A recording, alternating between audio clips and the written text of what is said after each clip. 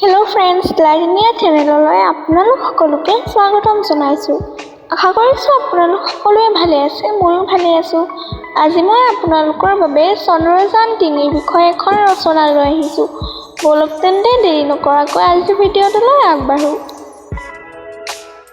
চন্দ্ৰযান-3 হৈছে ভাৰতীয় মহাকাশ গৱেষণা সংস্থাৰ তৃতীয় চন্দ্ৰ অভিযান।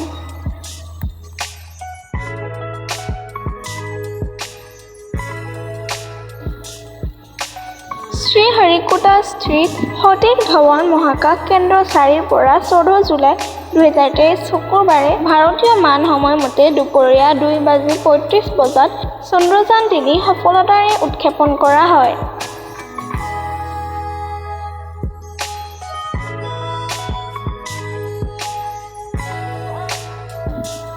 চন্দ্ৰযান-3 উৎক্ষেপণৰ বাবে জুলাই মাহক বাছি লোৱাৰ এটা বিশেষ কাৰণ হৈছে ইছৰোৱে পৃথিৱী আৰু চন্দ্ৰৰ ঘনিষ্ঠতাৰ সন্দৰ্ভত কৰা এক হিচাপ।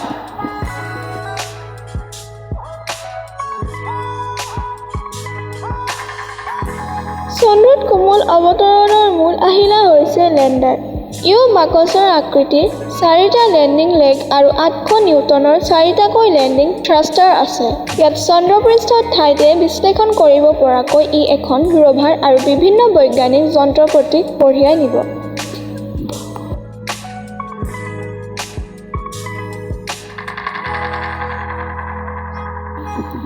চন্দ্ৰযান-3 লেণ্ডাৰত মাত্ৰ 4টা থ্ৰটল সক্ষম ইঞ্জিন আছে। ইয়াৰ উপৰিও চন্দ্ৰযান-3 লেণ্ডাৰত এটা লেজাৰ ডপলাৰ ভেলোচিমিটাৰ আছে।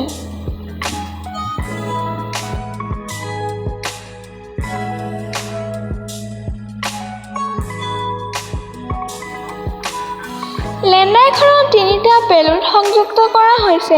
চন্দ্ৰ ছাৰ্ফেচ থাৰ্মোফিজিকেল এক্সপেৰিমেণ্ট ইয়াৰ জৰিয়তে চন্দ্ৰপৃষ্ঠৰ তাপ পৰিবাহিতা আৰু উষ্ণতা জোখা হ'ব। Instrument for lunar seismic activity ই অৱতৰণ স্থানৰ চাৰিওফালে থকা ভূমিকম্পৰ প্ৰৱণতা জুখিব।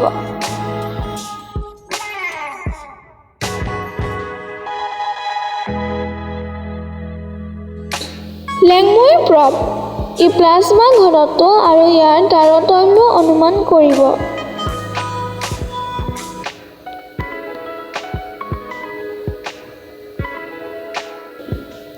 চন্দ্ৰযান-3 ৰভাৰে কেইবাটাও গুৰুত্বপূৰ্ণ বৈজ্ঞানিক আৱিষ্কাৰ কৰিব বুলি আশা কৰা হৈছে।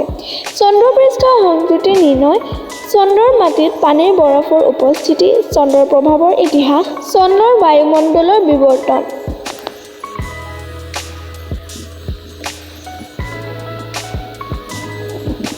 ৰভাৰ প্ৰজ্ঞান 6টা চকাযুক্ত। ইয়াৰ ওজন 26 কিলোগ্ৰাম। এই ৰভাৰে কেমেৰা, বৰ্ণালী মাপক যন্ত্ৰ আৰু এটা ড্ৰিলকে ধৰি কিছুমান বৈজ্ঞানিক সৰঞ্জাম কঢ়িয়াই নিব পাৰে।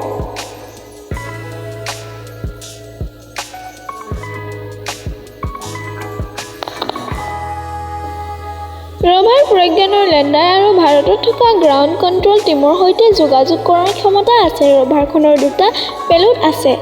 আলফা পাৰ্টিকেল এক্স-ৰে স্পেক্ট্ৰমিটাৰ ই চন্দ্ৰপৃষ্ঠৰ ৰাসায়নিক গঠন আৰু খনিজাত গঠন বিশ্লেষণ কৰিব।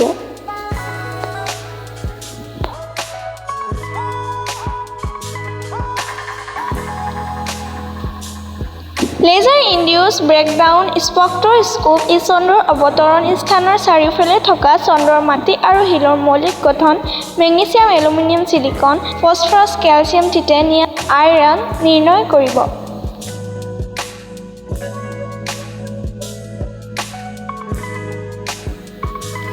ইছৰোৱে চন্দ্ৰযান-3 অভিযানৰ বাবে 3টা মূল লক্ষ্য নিৰ্ধাৰণ কৰিছে, য'ত আছে চন্দ্ৰৰ পৃষ্ঠৰ নিৰাপদ, মসৃণ আৰু নিখুঁত লেণ্ডিং লাভ কৰা।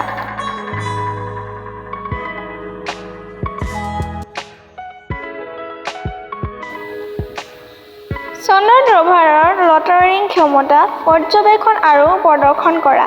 চন্দ্ৰৰ গঠন ভালদৰে বুজিবলৈ আৰু অনুশীলন কৰিবলৈ চন্দ্ৰৰ পৃষ্ঠত ৰাসায়নিক আৰু প্ৰাকৃতিক মৌল, মাটি, পানী আদিৰ ওপৰত বৈজ্ঞানিক পৰীক্ষা উপলব্ধ কৰি স্থানীয় বৈজ্ঞানিক পৰ্যবেক্ষণ।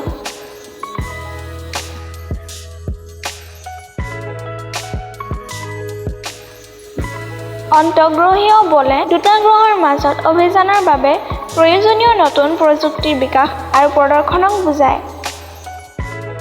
আজি এই ভিডিঅ'টো ইমানেই। আজি এই ভিডিঅ'টো চাই কেনে পালে কমেণ্টত জনাব আৰু যদি ভাল পালে তেন্তে প্লিজ লাইক শ্বেয়াৰ আৰু ছাবস্ক্ৰাইব কৰিব।